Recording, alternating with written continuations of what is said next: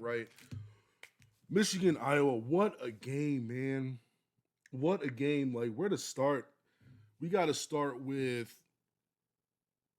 Iowa just doesn't go away. This is a Fran McCaffrey coach team. Personnel is very Fran McCaffrey y. They have the Sanford brothers. They got Josh Dix. They got guys who can really shoot the basketball, and they go hard. They have a high motor. They're not the most athletic, but they get after it. They get after every single possession, and that's what you saw, and that's what they do year in and year out. This is how they won the Northwestern game. Northwestern was in full control of that basketball game. They're up like 4 or 5 with like 2 minutes left, and Iowa just kept chipping away. This game looked pretty much the same way. I'm like, yo, Michigan, if you don't tighten up, you're going to lose a game that you've pretty much dominated. I know you've turned the ball over like crazy, but if you're watching this game, Michigan was the way better team. But Iowa could have taken, they could have really stolen their first two Big Ten basketball games. They stayed with it.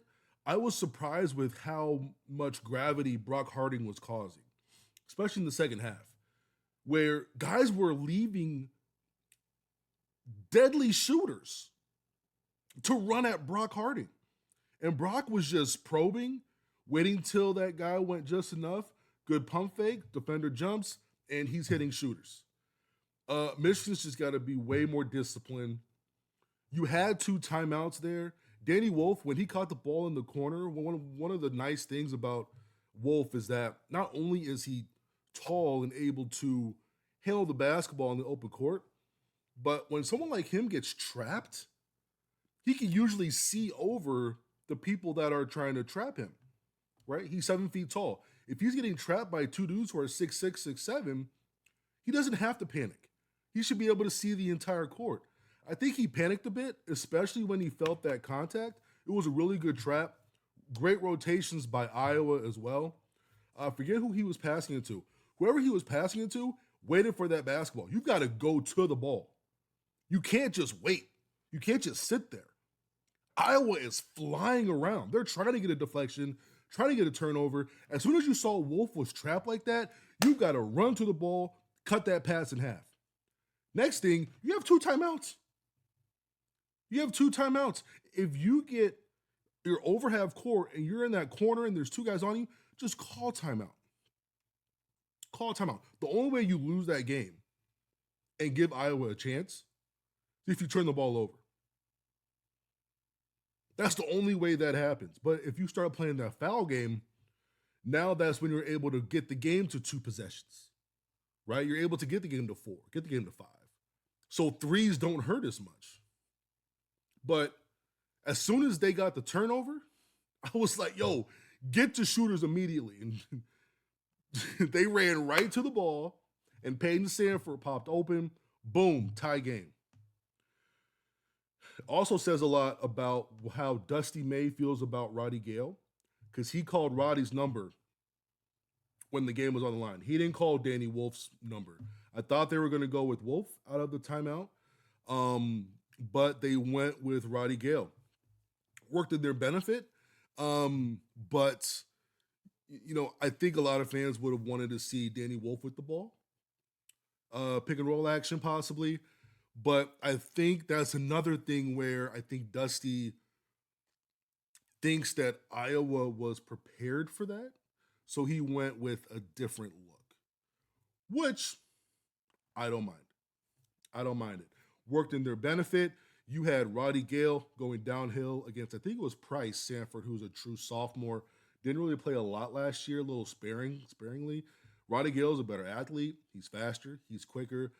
Price took a really good angle on his drive, and guys came over to help, and they got the goaltend. 50-50 call, but it's just one of those things where you take that. You take that. Michigan's got to find a way to take care of the rock, especially in the first half. Usually, if they do that in the first half, they're okay in the second half when it comes to turning the ball over. I think they had 11 turnovers in that first half, and they ended up with, I think, only 15 or 16 turnovers, I want to say. I'm looking that up now. They ended up with 16 turnovers, only 5 turnovers in that second half. But some of those turnovers were like loud, like the most inopportune turnovers that you can have. And that instantly turned into points.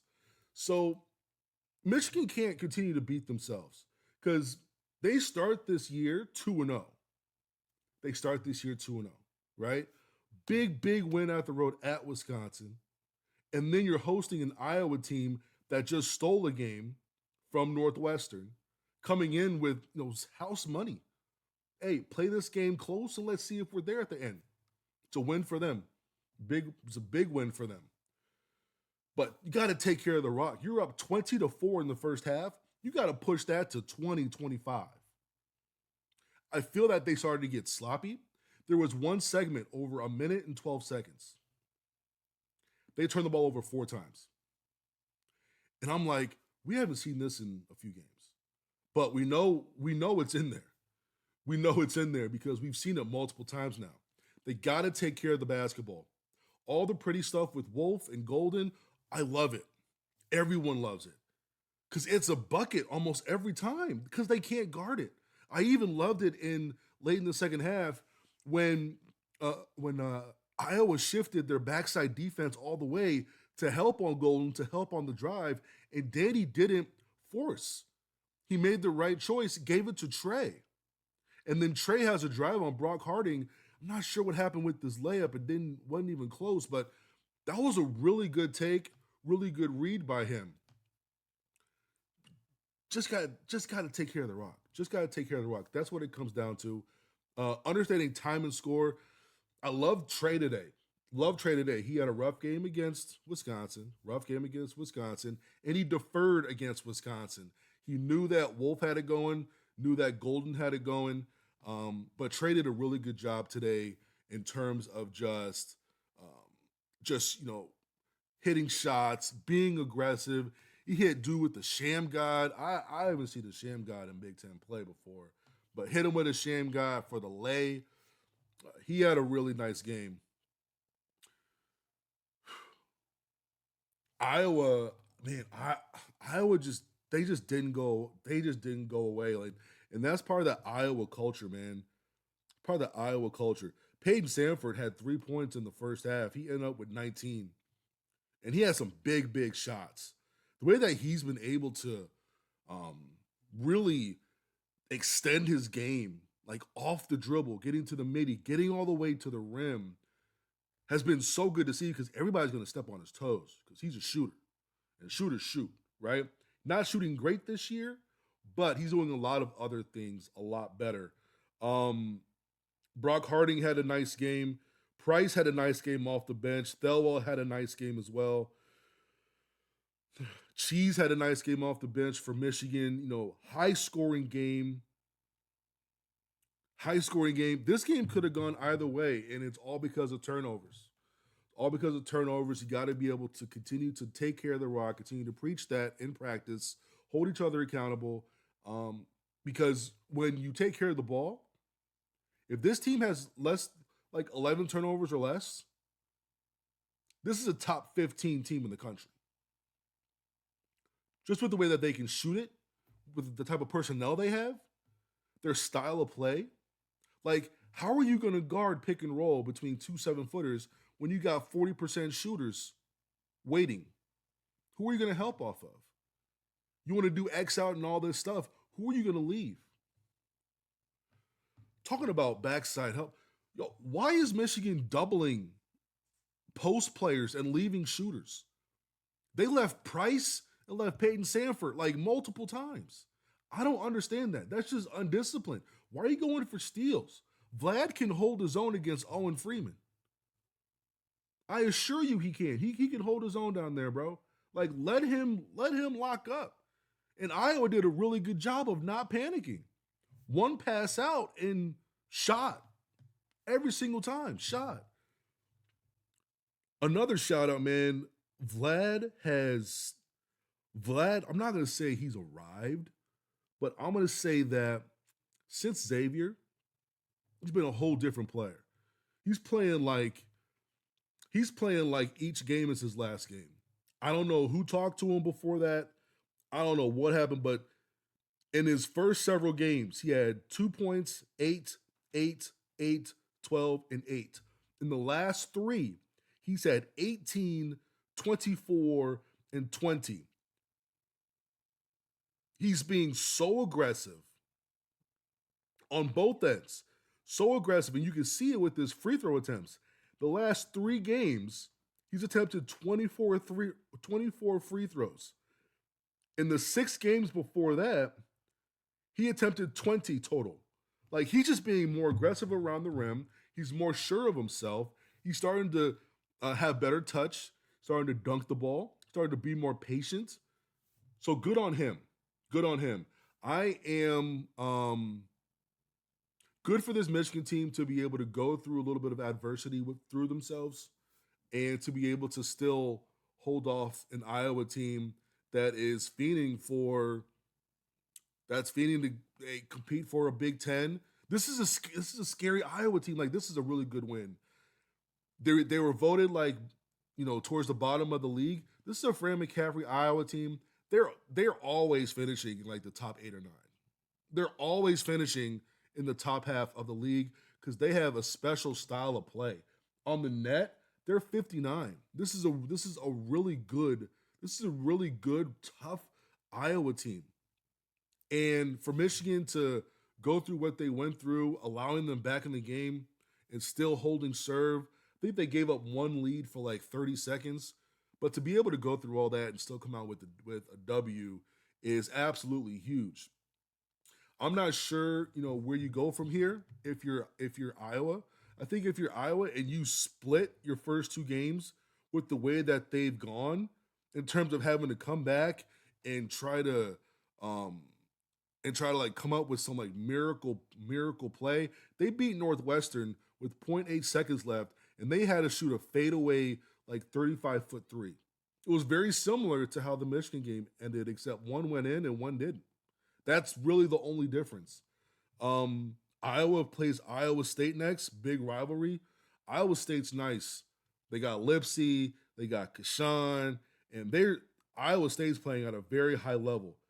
They just beat Marquette fairly easily. Their only loss is Auburn, who I've said before is inarguably a top 3 team in the entire country. I think they're number 1.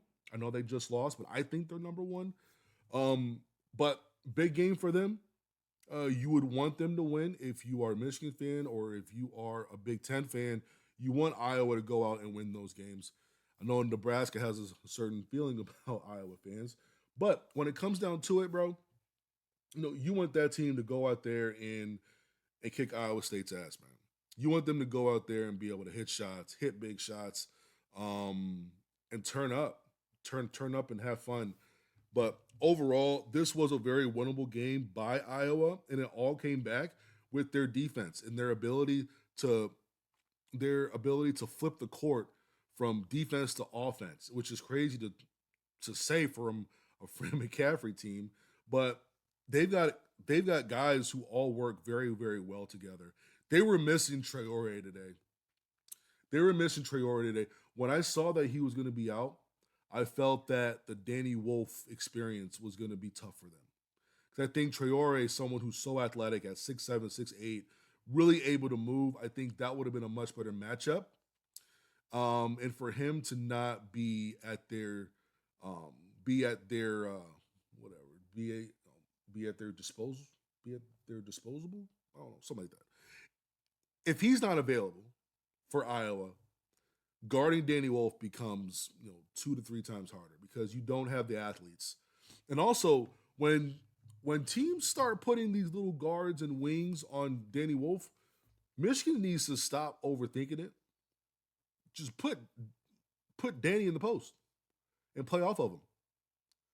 Let Danny work. Let him do his footwork. Let him finish around the rim. If they want to bring help, Danny's a good passer. Make yourself available and be ready to shoot the ball. Easy peasy. Learned a lot today about both teams. Iowa, you better kill them when they're down, or else they're going to come back. We've seen it year after year after year. I will never forget that game against Michigan State. It was like a 12-point game with like 50 seconds left, and they came back and won that game. Wild. That'll be easy.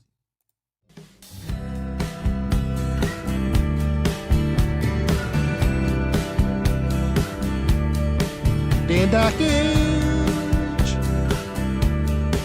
can't guard me.